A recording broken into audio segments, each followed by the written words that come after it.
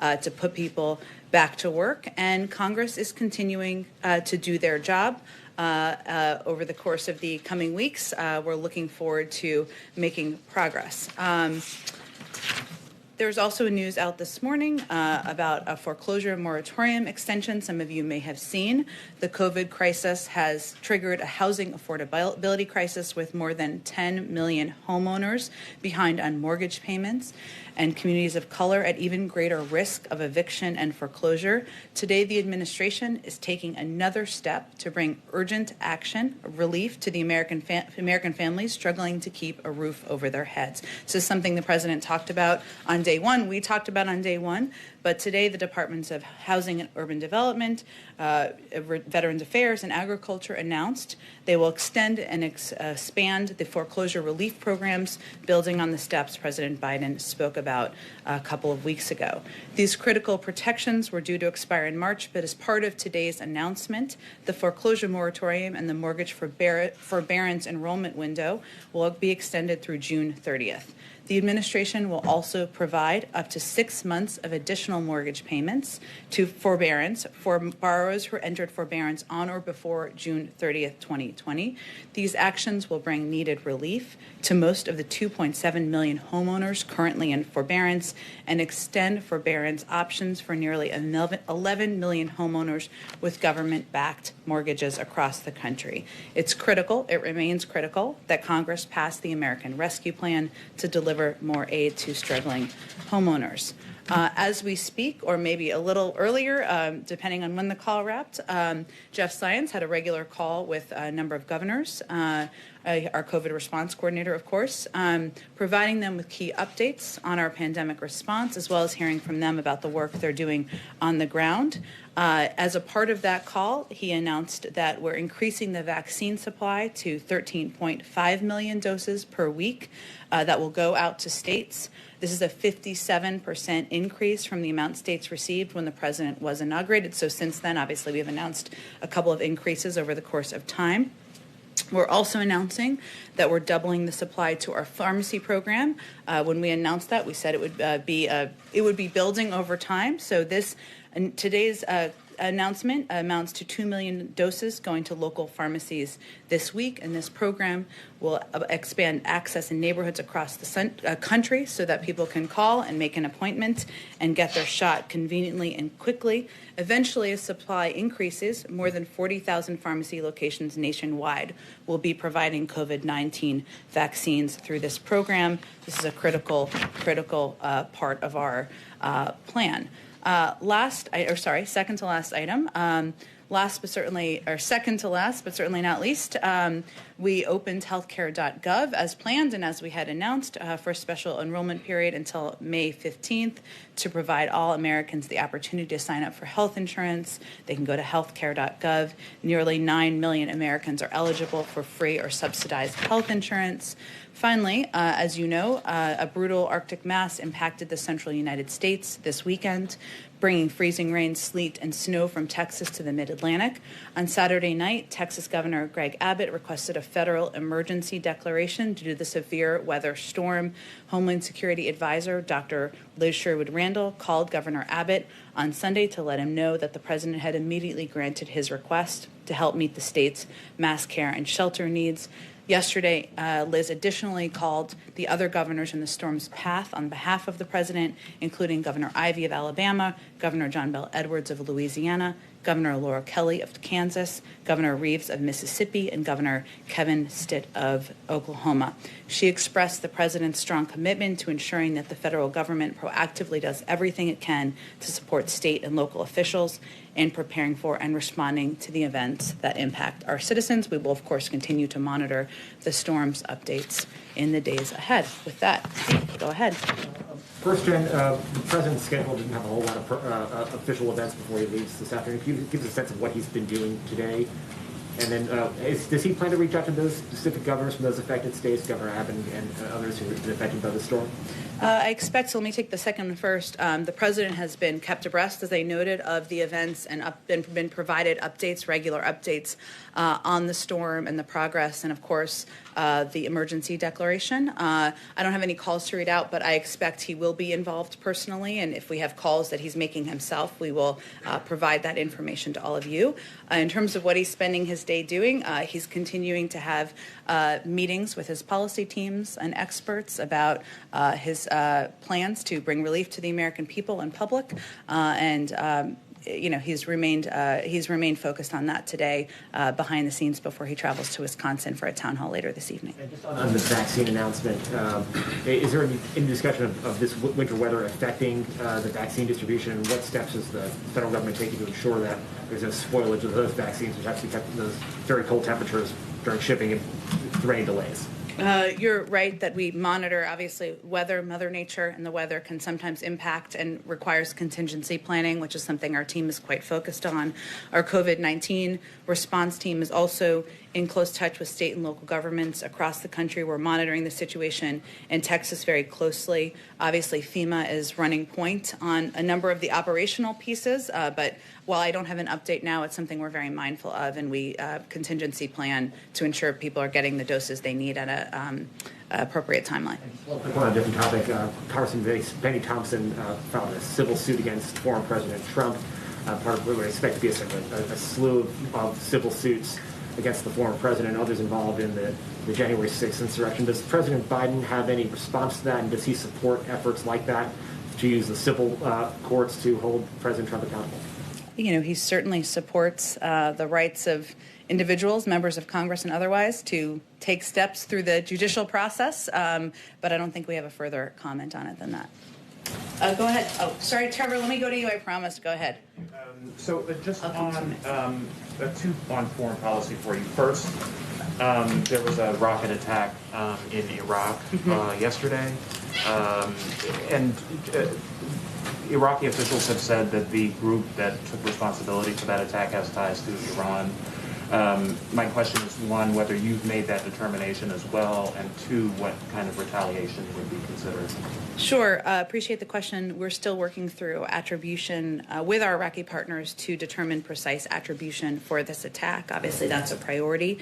I will convey that we are outraged by last night's rocket attack in the Iraqi Kurdistan region. Initial reports indicate that the attacks killed one civilian contractor and injured several members of the coalition, including one American service member and several American contractors, and we offer our condolences to the loved ones of the civilian contractor killed. The Iraqi people have certainly suffered for far too long from this kind of violence and violation of their sovereignty. I will also note, and I think the State Department provided this update, but just for all of you, Secretary Blinken has reached out to the Kurdistan Regional Government Prime Minister Barzani, and Secretary Austin is speaking with his counterpart to offer assistance with the investigation and to help hold accountable those responsible for this attack, but we have not determined attribution at this point. And do you expect that there would be retaliation once that declaration is made? Well, as always, the President of the United States and the administration reserves the right to respond in the time and the manner of our choosing, but we'll wait for the attribution to be concluded first before we take any additional steps or obviously have any additional announcements. I will convey to you that obviously diplomacy is a priority with this administration and something that is front and center to our engagement with our global partners around the world. And certainly these calls are evidence of that, but that will always be a part of our strategy as well. And to the point of diplomacy, one thing that Germany has asked for is some relief as far as the Nord Stream 2 pipeline, and I'm just curious if you have an update on that, whether Biden will consider waiving the ability to do sanctions on companies related to that. Well, our position on Nord Stream 2 has been very clear, and it remains unchanged. President Biden has made clear that Nord Stream 2 is a bad deal. It's a bad deal because it divides Europe. It exposes Ukraine and Central Europe to Russian manipulation, and because it goes against Europe's own stated energy and security goals. We're continuing to monitor activity to complete or to certify the pipeline, and if such activity takes place, we'll make a determination of the applicability of sanctions. Importantly, sanctions are only one of among many important tools to ensure energy security, and we, of course, will do this all in partnership with our allies and partners. But our position has not changed on the deal. Go ahead. The president is changing gears this week, obviously looking beyond the Hill to get out and sell this plan to the American people. Is this a sign that he recognizes that he's not likely to get Republicans in Washington on board? He certainly wouldn't agree with that. I would say that the president's view of the package, one, I would say first, the president has not shifting gears. He has been focused every single day, even as others have not, which is understandable, on engaging with partners, stakeholders, people who agree with him, people who don't agree with him, on getting this package through.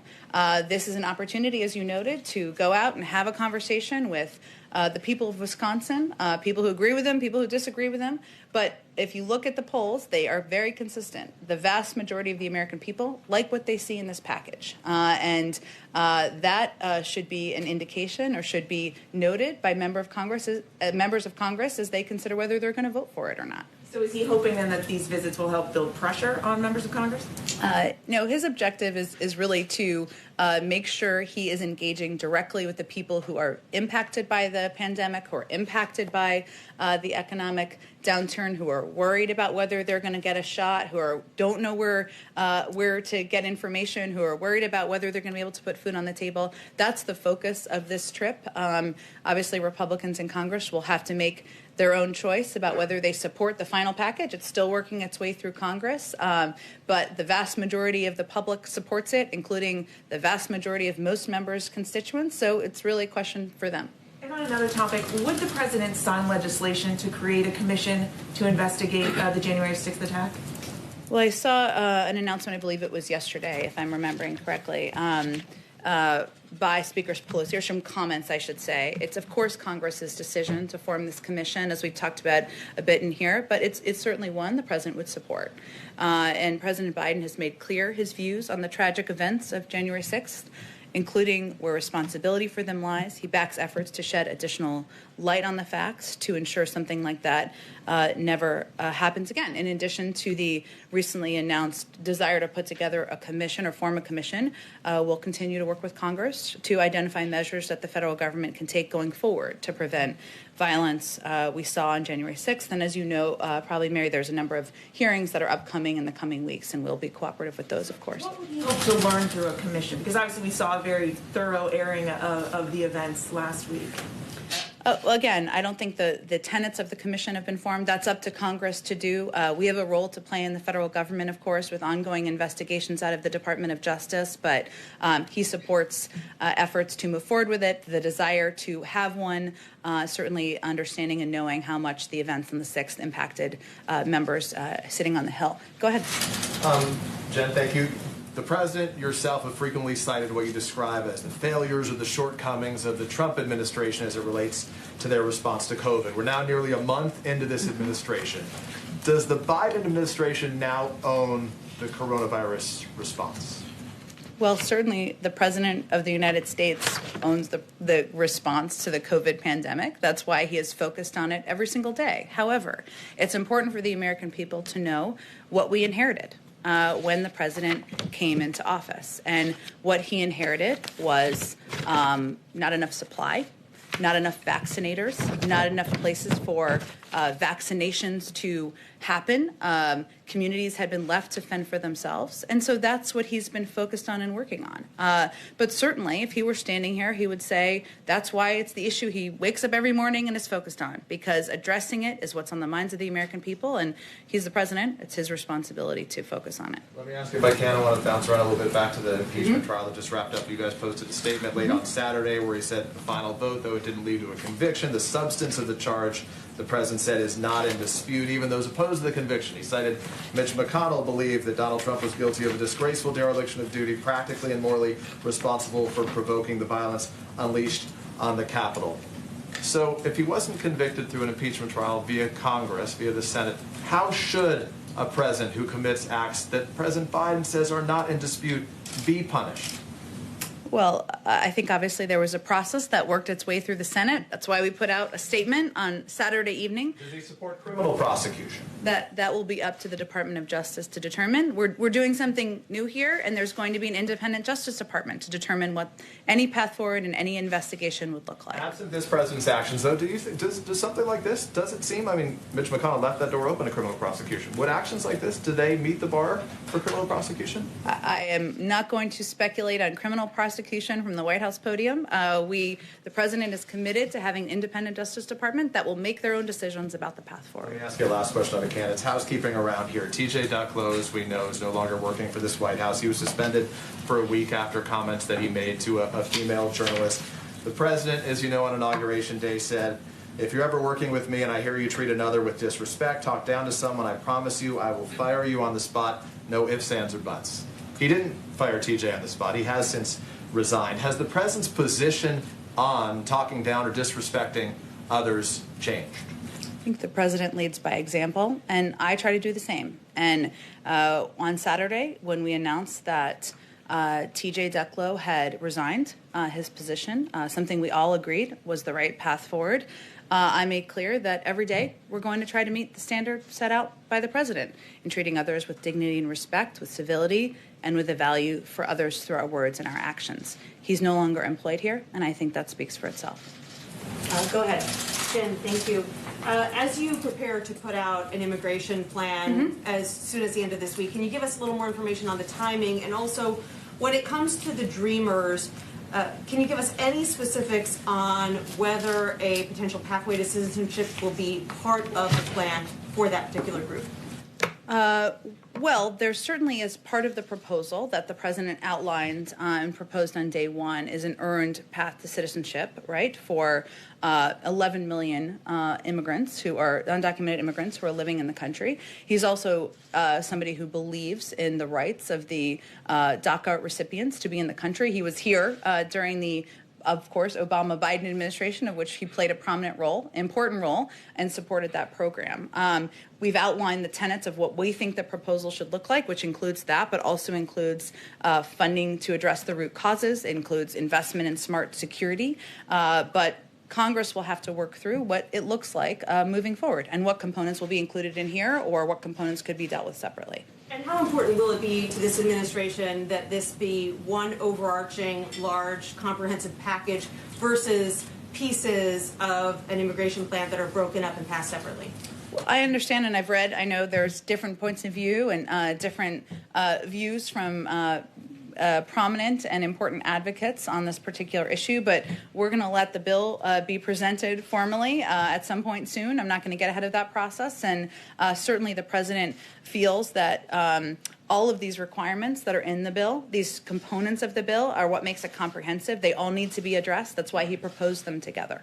And does the president plan to rescind these Trump-era restrictions on immigration and work visas that have dramatically limited immigration? They're set to expire at the end of March. Will he let those expire naturally, or will he rescind them before that? Let me talk to our Department of Homeland Security. It's likely a conversation that would happen in coordination with them. Obviously, the president's view is that the approach of the prior administration was immoral, but also ineffective in terms of addressing the many challenges of an outdated immigration system. But I don't have an update on those particular requirements. Just a question on Afghanistan. Has the administration decided whether to further troop withdrawals below 2,500? And if the decision hasn't been made yet, when do you expect one? I don't have any update on that front or a timeline of when any additional decisions will be made. Do you feel that the previous administration withdrawing troops so quickly tied this administration's hands? I think the president is somebody who is not new to the global stage and certainly not new to the difficult decisions that need to be made around issues related to Afghanistan, issues related to the men and women who are serving, and our own national security. So he's making decisions through that prism, but I just don't have an update on what any timeline will look like. Go ahead. Thanks, Jen. First, on the vaccine, you were talking earlier about how the president wants to address the concerns of everyday Americans with vaccine and the pandemic. One way the White House Chief of Staff proposed doing that last month was creating a national clearinghouse for vaccine information that would either be available online or through a hotline. Can you update us on the progress of that? Is that close to being rolled out? I don't have any update for you other than to convey that our team is always considering a range of options to make information more accessible, ensure more people, more of the American public know how they can get a vaccine, when they can get a vaccine, where they can go to get a vaccine. That's part of the reason the president is, of course, traveling to Wisconsin, but I don't have any update for you on a clearinghouse or a website. It sounds like that's only still under consideration. Is that something that's really not in the works at the moment? There are a range of options under consideration, and their focus is on taking the steps that are the most effective and efficient and prioritizing those in the order through which they would help the American people. And then on the situation in Texas, beyond disaster relief, is the administration considering any actions to address not only Texas's power grid, but the power grid in the central United States that seem to really struggle with the winter weather? In addition to some other issues, I know Texas is not really part of the national power grid. Is the administration looking at that situation and considering any kind of actions in the short term to address it?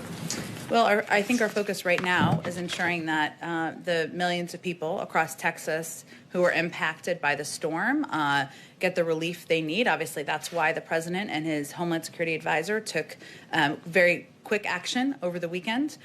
Clearly, as there are investments in the future, in energy forms of energy, I should say, across the country. They'll need to plan for inclement weather, but I think that's a discussion and conversation. So a little bit down the road. Well, the fact that the Texas grid is not part of the national system, was that alarming to anyone in the administration? I mean, would you prefer that there be a national grid that's all integrated? I would send you to the Department of Energy and others to answer that question. Go ahead. Thanks, Jen. Back on tonight's trip, is there any particular reason Wisconsin was chosen as the site of tonight's conference? You don't like Wisconsin? No, I'm just It's a little cold. I looked it up this morning, but I've been there. It's lovely, but is there any particular reason why? Is it Ron Johnson and trying to put pressure on him, or engage Democrats in the state the president just won? Why Wisconsin? well, Wisconsin is a state where clearly there are Democrats, Republicans, independents, as we saw from the final outcome of the vote in November, people who have different points of view on a range of issues. And it was a state that where people have been impacted by the pandemic. They've been impacted by the economic downturn. The president felt that he could have a good conversation with people about the path forward and also even people who disagree with him. So it was not more complicated than that. I want to ask you about the president's ambitions in terms of getting Congress to pass gun control measures. In a statement you issued over the weekend, the president said the time for action is now. You're asking Congress to do a lot of things now. What is your timetable for action on what the president calls common sense measures, and what's the realistic hope that you have that they'll pass both houses? Well, we haven't proposed a package at this point, so it's hard for me to make a prediction about its likelihood of passing. But I will say that the president is somebody throughout his career who has advocated for smart gun safety measures. He has not afraid of standing up to the NRA. He's done it multiple times and won on background checks and a range of issues. And it is a priority to him on a personal level. But I don't have a prediction for you or a preview for you on a timeline of a package, and certainly not what it would look like and how it would go through Congress. One more question for you. The colleague who sat in this chair last week asked you a question about whether this administration sees Saudi Arabia or Israel as allies for the United States. Your answer was interpreted by some as something other than yes, so I want to give you an opportunity to answer that question more directly now. Well, first let me say on Israel, I know there's been some questions about when the president will speak with Prime Minister Netanyahu, which was, I think, the root of that question or how the question started. So let me first confirm for you that his first call with a leader in the region will be with Prime Minister Netanyahu. It will be soon. I don't have an exact day for you, but it is soon. Stay tuned. Israel is, of course, an ally. Israel is a country where we have an important strategic security relationship, and our team is fully engaged, not at the head of state level quite yet, but very soon. But our team is fully engaged, having constant conversations at many levels with the Israelis. And on Saudi Arabia, I would say, we've made clear from the beginning that we're going to recalibrate our relationship with Saudi Arabia. And that President Biden, and one of the questions there was also, just to go back to the context of it, whether he would be speaking with MBS. And part of that is going back to engagement counterpart to counterpart. The president's counterpart is King Salman. And I expect at an appropriate time he would have a conversation with him. I don't have a prediction of the timeline on that. But I'll also say that we have Saudi Arabia is in a position where they are defending themselves from threats from the region. They have critical self-defense needs, and we will continue to work with them on those, even as we make clear areas where we have disagreements and where we have concerns. And that's certainly a shift from the approach of the prior administration. Okay, go ahead. Just following up on his question, does the president still plan to take executive action on gun violence? The president has a range of actions at his disposal. I think you were asking, Steve, about a legislative package, which I know, but he hasn't ruled out either of those options, of course, but I don't have anything to announce for you in terms of what the next steps would look like. I can just follow up on Texas. Is there anything else the White House can do to administer immediate relief to the residents of Texas right now? Well, I think we are, our team, our national security team, and in part led by Dr. Liz Sherwood-Randall, who is our Homeland Security Advisor, a position I would note that did not exist in the prior administration, is in close contact, I should say, monitoring developments of the storm. The president is kept abreast of that as well, and we are engaged with them on what their needs are and what steps can be taken. Of course, declaring a federal disaster declaration ensures that you have access to national resources, and I think that was a step that was welcomed by the governor. Go ahead. I have a quick circle back question. You said a few weeks ago that the White House would check to see if it was technically possible to release the visitor logs from the Trump administration. Is there any answer on that? I actually did answer that question. So, yes. What was the answer? The answer was it exists in the National Archives, so they would have access, and you'd have to go to them for access to archives of their visitor logs from their period of time when President Trump was there. And then just, you said a gun package, TBD on timing. It's not in the works yet. In terms of what's next after the relief package, is the plan to still do a big Build Back Better bill next, or a more narrow infrastructure bill next? Do we know what's coming next? We're focused right now on getting the American Rescue Plan passed, but the president is committed to engaging with a range of stakeholders. Of course, he had the meeting last week with senators about infrastructure. It's one of the areas where there's opportunity to work together. I think most people wouldn't argue that our roads, our bridges, our streets need to be rebuilt, but there are a lot of different needs and policy objectives the president has. So we haven't yet determined what the next priority forward would be, but he is engaging with his policy teams, as Zeke asked earlier, what he did today, what he did over the weekend, and a lot of that is having those discussions internally and with stakeholders about what's next. Go ahead. Yeah, thanks, Jen. A couple of quick questions. Both Senators Joe Manchin and Kristen Sinema have both expressed some opposition to increasing the minimum wage as it's laid out currently in the proposal in the Senate. And I wondered, is President Biden open to, lengthening the period of time over which the minimum wage could be increased? So, for example, getting it to $15 by 2030. Is he open to potentially extending the timeline there to get more people on board?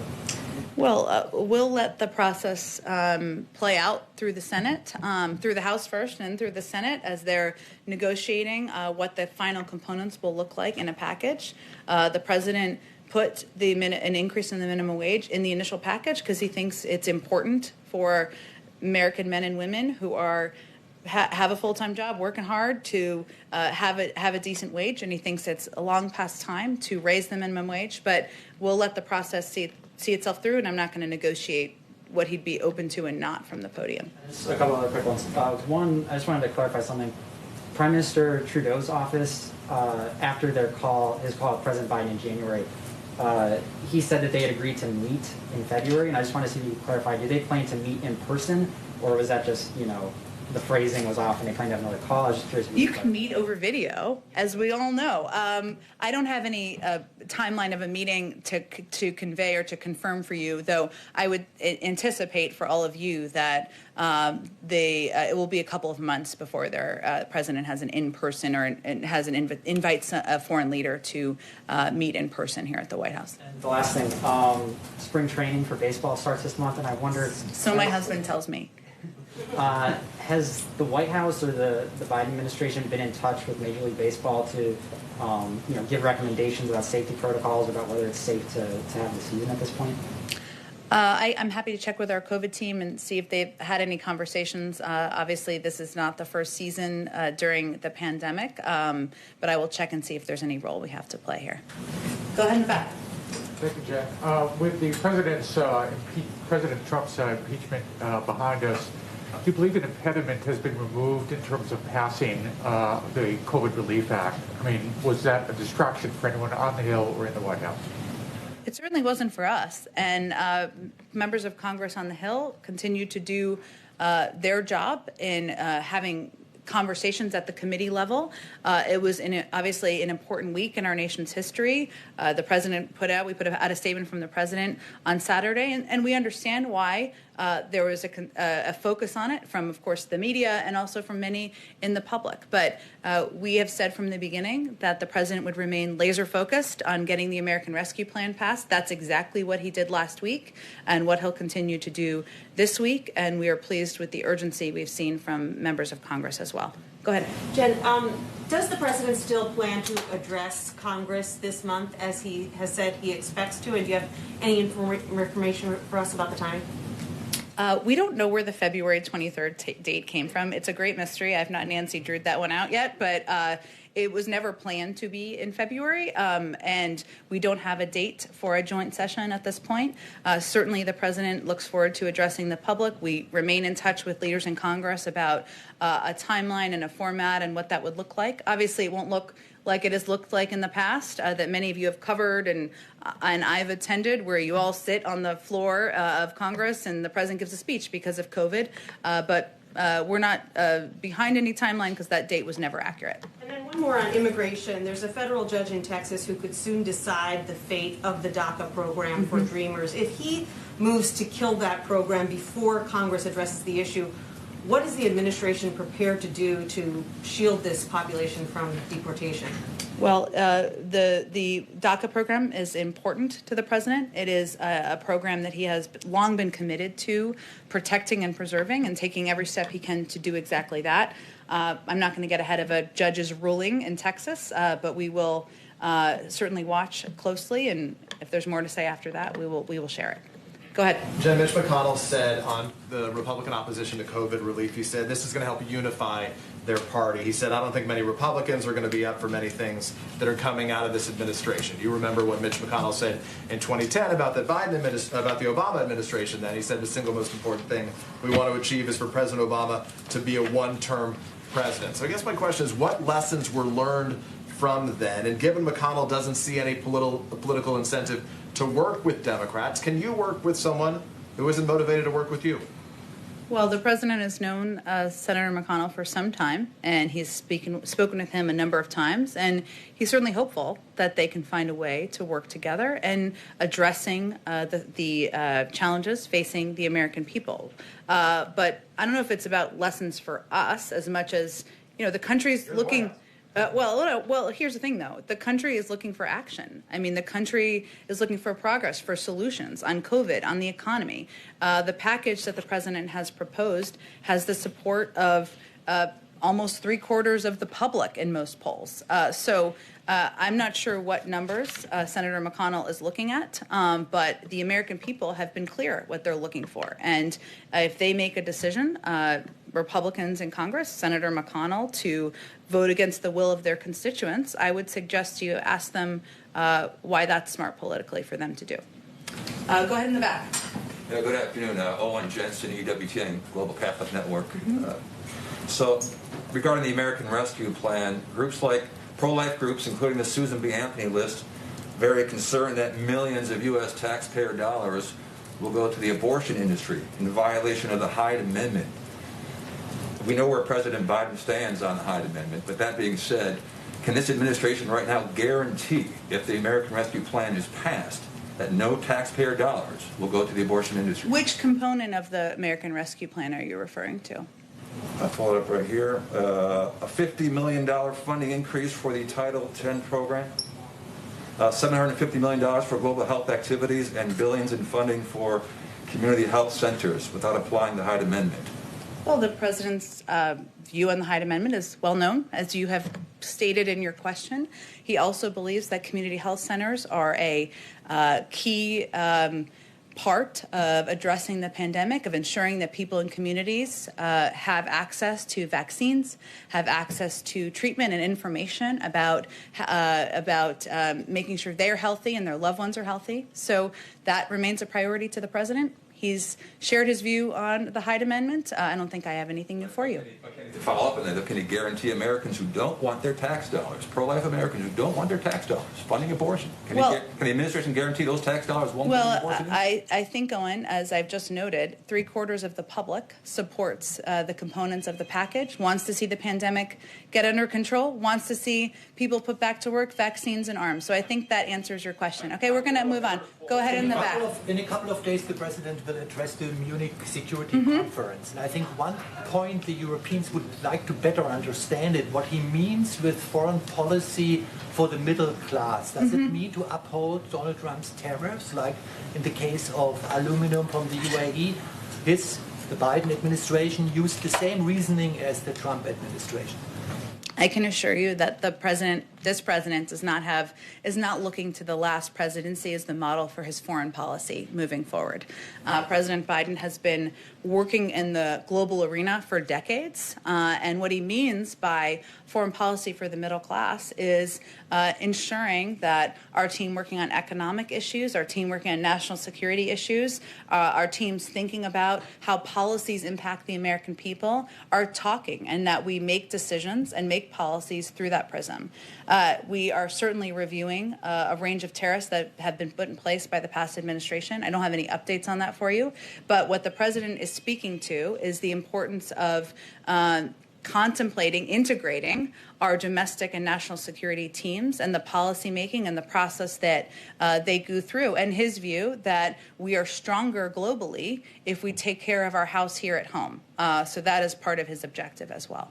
Go ahead. Great, thanks, Jen. When President Biden and Governor Andrew Cuomo met last week, did they speak about the delayed release of data on the COVID-19 deaths in nursing home in New York? The focus of the meeting was on the president providing an update on his plans to help get the pandemic under control, to discuss with them the American Rescue Plan, and in a large group meeting, have a discussion about what the challenges were that were facing governors and mayors. You heard some of the mayors come out here, so no, that was not a focus of their conversation or a topic. Another quick question. A lot of people, including Dr. Fauci, have said they felt side effects from the COVID vaccine. Did the president or vice president feel any side effects? I don't think I have any updates on that for you. They got their second vaccine several weeks ago, and they did that in public. But I can check if there's more of an update from any side effects weeks ago. And as the prep cooler, I have a question from a colleague. Sure, go ahead. Thanks. This question is from Thomas Burr with News Nation. The president is flying to Michigan to tour the Pfizer plant and see the COVID vaccine. What is the administration doing now, almost a month into office, to increase vaccine availability, and how many White House staffers have been vaccinated? We provided an update maybe a week ago or so, and our focus is on being as transparent as possible with our efforts to vaccinate senior staff and other staff who are on the White House complex. We have a limited footprint as well here because every staffer is tested on a daily basis as well. I think we said the objective was to have hundreds vaccinated by the end of February. I can double check if that's the latest update on that particular front. What was your other question? And then what is the administration doing now to increase vaccine availability? To the American public? Yes, now almost a month into the administration. Well, we're taking a couple of steps. One is we're increasing supply. Obviously, the president took the step of purchasing enough vaccines to ensure we have vaccines available to vaccinate every American by the end of July. We've also increased by 57% the vaccine supply that's going out to states. We've also taken steps to increase the number of vaccinators we have, people who can actually put those shots in arms. So that includes deploying members of the National Guard, taking steps including ensuring that retired nurses and doctors can be a part of the vaccination crew, that is vaccinator crew, I should say, that is putting shots in arms. So we've increased the number of vaccinators, and we've also increased the number of vaccination sites, partly by putting a plan in place to have several hundred community health centers where vaccinations can be distributed, working with states on mass vaccination centers, working with pharmacies, as I announced earlier in the briefing, I should say, to get vaccines in the hands of pharmacies, which 90% of the public lives within 5 miles of a pharmacy. So there are a number of steps, but our focus has been on those three components: increasing supply, vaccines, increasing vaccinators, the people who can put those vaccines in arms, and increasing vaccination locations so people know where to go. Go ahead. Sorry, just wanted a quick follow-up on the president's appearance before a joint session of Congress. In his primetime address last month in January, reading from prepared remarks, he said, "Next month, in my first appearance before a joint session, I will lay out my Build Back Better plan." So it feels like he did say it was going to be in February. Well, what I was referring to is there was reporting on February 23rd, and I don't know where that date came from, which has never been inaccurate. So it was the February 23rd wasn't just an inaccurate date. No one's fault. It just was, and it created some confusion. So I was just trying to clarify it. Obviously, the president looks forward to speaking to a joint session. We just don't have a date yet for when that will be, and obviously it will look different because of COVID and because we want to be safe and project that safety and our responsibility of projecting that to the American public. There's no specific reason it was potentially delayed from what the president himself thought last month. There's not, and he conveyed, he is looking forward to providing more details on a jobs package and, next steps in his agenda, and he still is looking forward to doing that, and we just don't have a date yet to announce for all of you. Thank you, everybody. Have a good day. Thank you.